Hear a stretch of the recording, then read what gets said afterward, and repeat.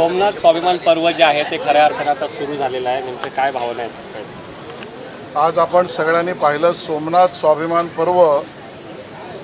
याचा अर्थ भारताच्या हिंदुस्थानच्या स्वाभिमानाचं दर्शन अशा पद्धतीचे पर्व आहे. सोमनाथचं मंदिर परकीयांनी, शत्रूंनी, आक्रमण करणाऱ्यांनी वारंवार लुटण्याचा प्रयत्न केला, पण संपूर्ण हिंदुस्थान त्या मंदिरासाठी संघर्ष करत राहिला. शेकडो लोकांनी, हजारो लोकांनी बलिदान, त्याग, प्रयत्न केले आणि स्वतंत्र भारतामध्ये जनतेनेच, हिंदुस्थानी जनतेनेच स्वतः त्यामध्ये सहभागिता देऊन हे मंदिर उभं केलं. आणि म्हणून सोमनाथचं मंदिर हे आपल्या हिंदुस्थानच्या स्वाभिमानाचं मूर्तिमंत रूप आहे. आणि सोमनाथ मंदिरात भगवान शंकराला नतमस्तक होणं याचा अर्थ आपल्यामध्ये शक्तीची धारणा करणं अशी आपली मान्यता आहे. म्हणून या पर्वाची सुरुवात माननीय पंतप्रधान नरेंद्र मोदीजी यांनी सोमनाथ मंदिरात स्वतः जाऊन त्या ठिकाणी अभिषेक, पूजा, अर्चना आणि आपल्या भारतीय सेनेने त्या ठिकाणी आपलं शौर्याचं प्रदर्शन केलं. आणि मुंबईत धाकलेश्वर महादेव मंदिर हे एक जुनी वास्तू आणि मंदिर, पवित्र वास्तू आहे. या ठिकाणी माननीय राज्यपाल यांच्या उपस्थितीमध्ये महाराष्ट्र सरकारने या आपल्या स्वाभिमान पर्वाचं, सोमनाथ स्वाभिमान पर्वाचा कार्यक्रम आणि सांस्कृतिक कार्यक्रम आयोजित केला. याचं मला समाधान, आनंद आहे. काल पंतप्रधानांनी एक खरं तर भाषण करताना काही विधानं केली आहेत, खरं तर जनतेला काही आवाहनं केली. त्यामध्ये पेट्रोल, डिझेल असेल किंवा सोनं खरेदी असेल, या अनेक गोष्टींवरती त्यांनी भाष्य केलं आहे. 1 वर्ष सोनं खरेदी करू नका असं देखील मत.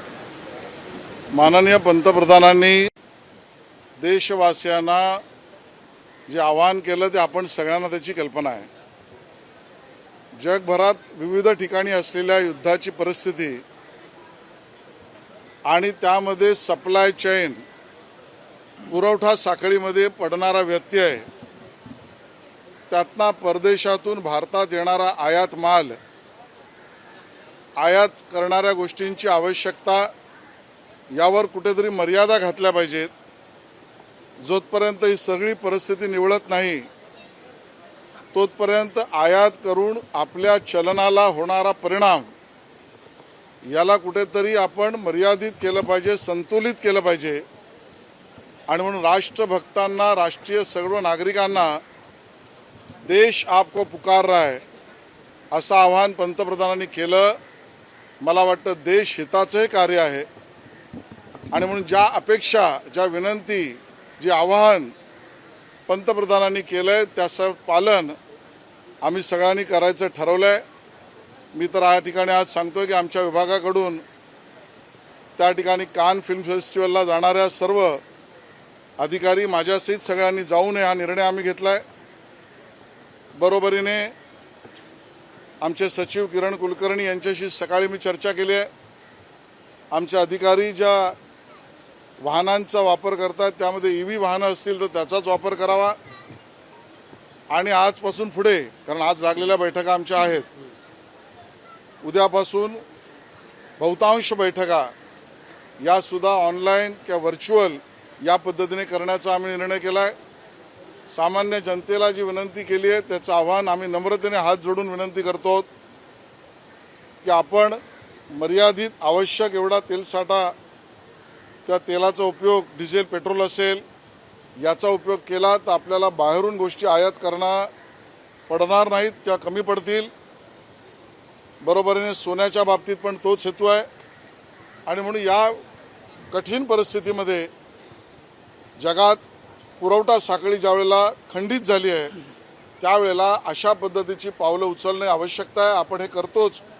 आपल्या घरात कधी अडचण आली आणि आपला असलेला पगारातल्या व्यवस्थापनाला करताना कधी कधी आई ह्या वेळेला आपण ह्या महिन्यात ही गोष्ट करू, पुढच्या महिन्यात दुसरी गोष्ट करू, या 2 महिन्यात घरची आवश्यकता आहे, कोणी अडचणीत असेल तर त्याला मदत करू, पण बाहेर फिरायला कमी जाऊ, अशा पद्धतीच्या भूमिका या कुटुंबात परिवारात होतच असतात. देश आपले कुटुंब आहे. यावरच टीका केलेली आहे. राहुल गांधी म्हणाले सगळी जबाबदारी तुम्ही जनतेवर सोडत आहात. हे उपदेशाचे डोस नसून अपयशाचे पुरावे आहेत पंतप्रधानांच्या कारकिर्दीचे. राहुल गांधीजी यांच्या या अज्ञानाचे पुरावे आहेत. दुर्दैवाने एका मोठ्या राजकीय पक्षाचा नेता अशा अज्ञानातून विधान करत असेल तर त्याच्यावर टीका तरी आम्ही काय करायची. भारताने सर्व प्रयत्न या पुरवठा साखळीला अडचणी असून सुद्धा नागरिकांपर्यंत जीवनावश्यक गोष्टी आणि सर्व पोचवण्याची सगळी कामं चालू ठेवली आहेत, कामं केली आहेत, कामं करणार आहेत. पण कठीण परिस्थितीमध्ये आपण सुद्धा काही काळजी घेतली पाहिजे हे सांगणं एका कुटुंब प्रमुख किंवा कुटुंबाची जबाबदारी असलेल्या जनतेने ज्याच्यावर विश्वास ठेवला अशा प्रधानमंत्र्यांनी जनतेशी केलेल्या संवादामध्ये जर यांना मुसळ दिसत असेल तर राहुल गांधीजी तुमचं वक्तव्य म्हणजे अज्ञानाचं प्रतीक आहे, एवढंच मी म्हणेन. तडजोड केलेल्या प्रधानमंत्र्याच्या आवाक्याबाहेर देश गेलेला आहे असं ते म्हणतात. देशाला चालवणं हे तडजोड केलेल्या प्रधानमंत्र्याच्या हाताबाहेर गेले असं सुद्धा राहुल गांधींनी म्हटलंय. मला वाटतं ज्यांना सातत्याने देश प्रगती करतो याबद्दल पोटदुखी आहे तेच लोक असे विधान करत आहेत. राहुल गांधीजी विस्मृतीत जाऊ नका. प्रधानमंत्र्याच्या त्या भाषणातच ज्याचा अर्धवट उपयोग तुम्ही करताय त्यामध्ये प्रधानमंत्रीजी म्हणाले ज्या वेळेला विविध फर्टिलायझर्सची खताची पोती जगात 3,000 रुपयात विकली जात आहेत त्यावेळेला भारतात आपण 300 रुपयात देतो आहोत. ही काय तडजोड आहे? आजही विपरीत परिस्थितीमध्ये देशातील व्यवसाय, देशातील रोजगार, देशातील माता भगिनी यांना कुठेही पुरवठा साखळीत अडचण न निर्माण करता काम करणं ही काही तडजोड आहे. आणि म्हणून जे अज्ञानी आहेत त्यांच्या तोंडीच हे शब्द शोभून दिसतात असं मी म्हणेन. हरदीप पुरी यांनी ट्विट केलेलं आहे. त्याच्यामध्ये त्यांचं असं म्हणणं आहे की दिवसाला जवळपास 1,000 कोटीचं नुकसान आम्हाला सहन करावं लागतं. कदाचित 3 महिन्यामध्ये तो आकडा 1,00,000 कोटीवर जाईल. त्यामुळे सर्वसामान्यांमध्ये ही देखील भीती आहे की हा तुटवडा जो आहे तो आणखी पुढे भविष्यामध्ये सहन करावा लागणार इंधनांचा तुटवडा आहे असं कुठेही माझ्या लेखी तरी मी वाचलेलं नाही, पाहिलेलं नाही, ऐकलेलं नाही.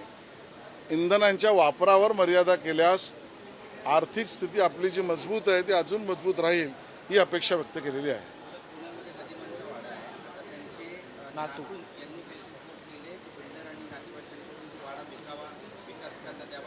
दबाव आणला जातोय. वाड्याच्या संवर्धनासाठी त्यांनी मागणी केली. मी त्यांच्या परिवाराशी संपर्क साधीन. गदिमा आमचं महाराष्ट्राचं देशाचं वैभव आहे. त्यांच्या असलेल्या सर्व वास्तू आणि त्यांच्या कुठल्याही मिळकतीवर अन्याय न होणं हे पाहणी आमची जबाबदारी आहे. मी त्यांच्या कुटुंबाशी संपर्क साधून जो कायदेशीर मार्ग न्यायिक असेल तो घेईल.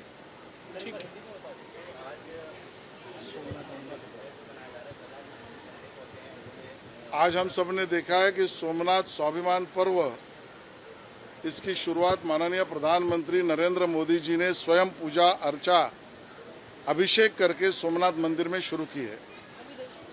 सोमनाथ मंदिर ये हिंदुस्तान के स्वाभिमान का प्रतीक है. हजारों वर्ष से आक्रांताओं ने हमारे स्वाभिमान पर, हमारे मंदिर पर ठोस पहुंचाने का प्रयास किया.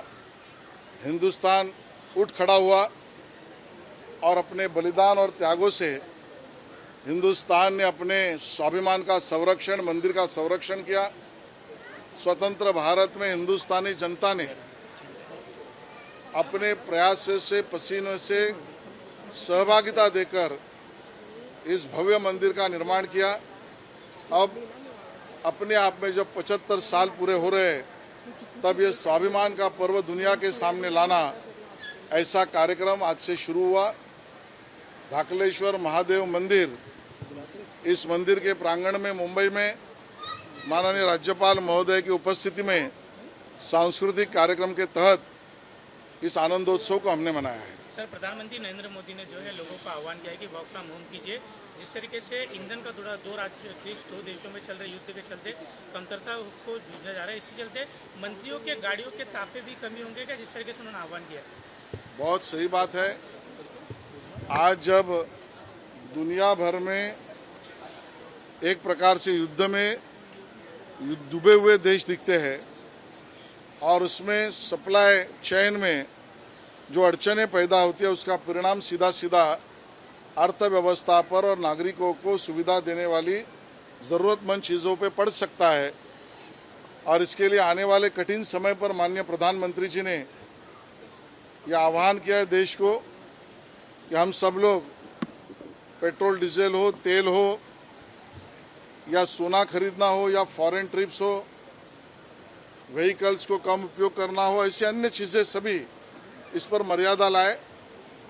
मैंने मेरे विभाग में सहकारियों से बात करके तय किया है कि यहाँ पर अभी कुछ ही दिनों में कान फिल्म फेस्टिवल में मेरा और हमारा डेलीगेशन जाने वाला था, हम नहीं जाएंगे, हमने उसको कैंसिल कर दिया है। उसी तरीके से हमारे डिपार्टमेंट में जितनी कम गाड़ियाँ यूज़ हो, आवश्यकता जितनी गाड़ियों की हो और वो भी इलेक्ट्रिक व्हीकल हो, इसका आग्रह रखा है। आज जो बैठकें तय वो ठीक है, लेकिन कल से सभी बैठकों या बहुतांश बैठकें वर्चुअल हो, इस प्रकार का प्रयास करेंगे। हम जनता से भी निवेदन करते हैं कि अपने परिवार में जब भी कोई आवश्यकता अड़चनें आती है तब हम हर महीने के अपने घर खर्चे को चलाते समय एक प्रकार से सहभागिता देते कि ये महीने में ये करूँगा, दूसरे महीने में दूसरी चीज़ करूँगा। उसी प्रकार की अपेक्षा पूरा देश अपना परिवार है, इसके लिए ज़रूरत है। और माननीय प्रधानमंत्री जी के आह्वान पर देश इसी तरीके से देश की मदद करेगा, ऐसा मुझे लगता है। लेकिन अब विपक्ष द्वारा जो इस पे कटाक्ष किया जा रहा है, जिस तरीके से राहुल गांधी हो, कांग्रेस हो, राहुल गांधी जी का बयान ये अज्ञान से प्रेरित है। जो ज्ञान लेना ही नहीं चाहते, जो चीज़ों को समझना ही नहीं चाहते, जो अज्ञान से ही प्रेरित होते हैं, वो इस प्रकार का बयान करते हैं। इससे ज़्यादा मैं प्रतिक्रिया नहीं दूंगा।